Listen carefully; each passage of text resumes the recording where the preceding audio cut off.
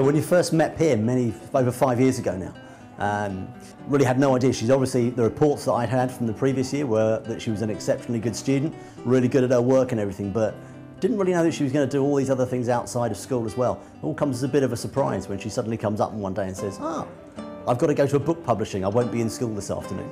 So that was really, really, again, very impressive and something which came as a little bit of a surprise. But knowing her now, I'm not that surprised anymore.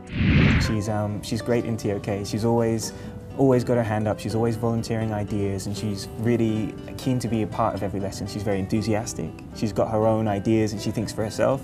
She does a lot of work and a lot of research, and it's a real pleasure to have her in the class. I was really impressed actually. I was amazed that a student at my school could write a 300-page novel that's got kind of characters who are interesting and a storyline that's interesting and something that kept me reading all the way through to the end.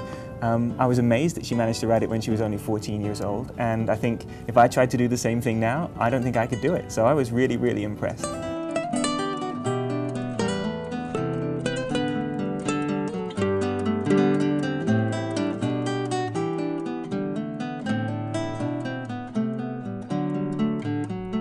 Welcome back to ASEAN Talent, and we will get into more detail about Nong Porpia when she is in school. Can you tell me what you do during the day in your school day?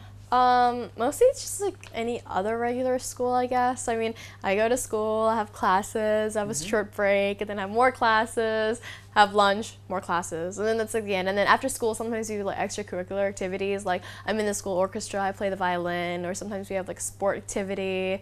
Mostly it's just hanging out with friends, and I guess like try to learn as much as possible, and then while having fun at the same time for me. And do you have your readers, your fan club in your schools? I don't think, like, my friends of the same age group, the ones I hang out with, I don't think they're my fans, but they always make jokes at me. They're always like teasing me about mermaids.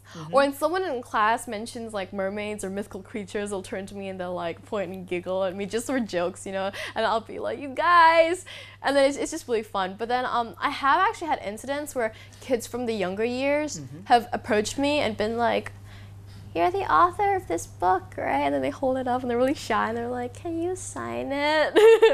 And it's really endearing, but it's also kind of, I don't know, it's kind of funny because they're so shy. I'm kind of like, you know, I'm just another regular student. And like, of course I'll sign your book. Yeah. So how can you manage your time, because you have to write, you finished the Name Treasury and you are during the writing of the third book, right? I always have, I think, like lots of little exams and stuff, and then I have like a huge exam, and then right now I'm really busy focusing on doing my applications for university, so I'm really busy all the time. But I think for me, I'm always drawn to writing.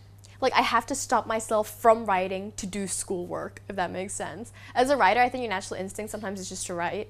But then right now I'm really busy, so I have to kind of put writing on a break for a while. But then when I have holidays or when I'm free on the weekends, then I'll turn to it and I'll write. But I'm not the type of person who's like really methodical, like I have a schedule for writing or anything. I'll go on these bursts of writing. Like when I was writing my first book, the first couple of months I wrote like consistently, not a lot. And then I went on like this 3-month pause where I didn't write at all. And then after that, I like sped write. Like the second half of the book or something. And with book 2, it was kind of similar. Like I'd have these breaks in the middle when I was just kind of like, I don't feel like writing right now.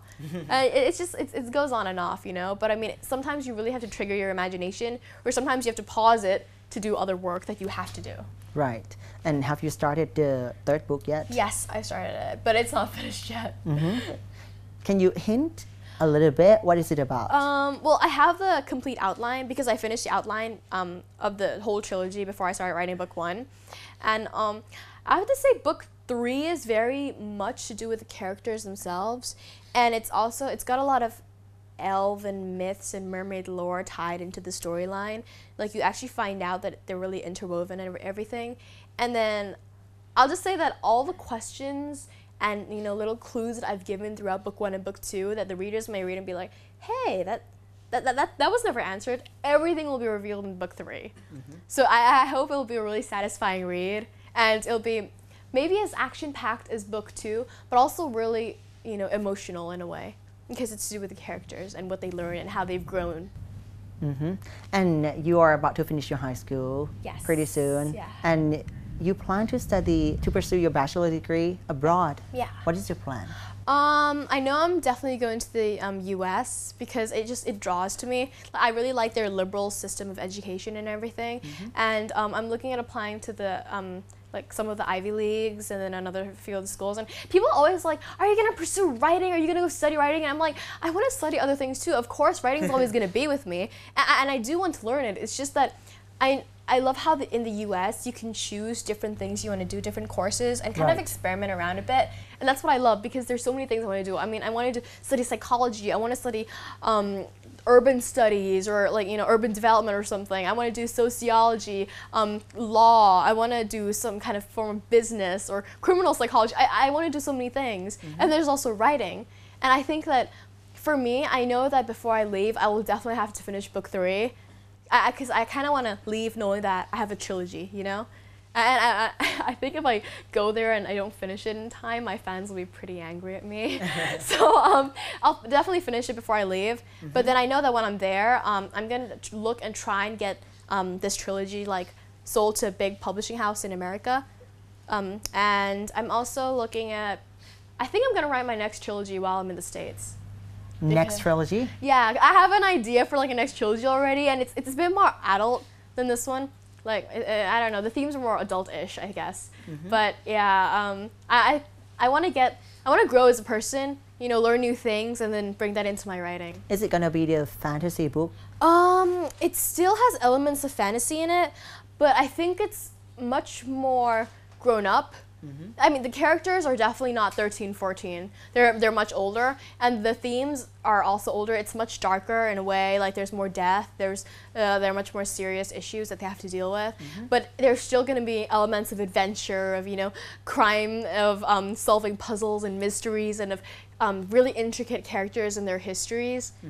So yeah, that's all I can say for now. But I guess think National Treasure plus Ocean's 11 plus Indiana Jones, but with kids. Wow. Or with teenagers, I guess, not kids. Well, let's get back to your study. Have you decided what you will study?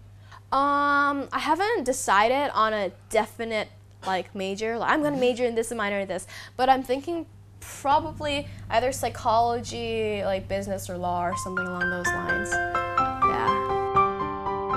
What would I do? And I realized that I would want to be a National Geographic photographer, travel around the world, and write. Like that would be like my dream life for me. I mean, yeah, and I'm actually getting to do part of that life now, and I'm not going to give it up. So that's how I really knew that I loved writing.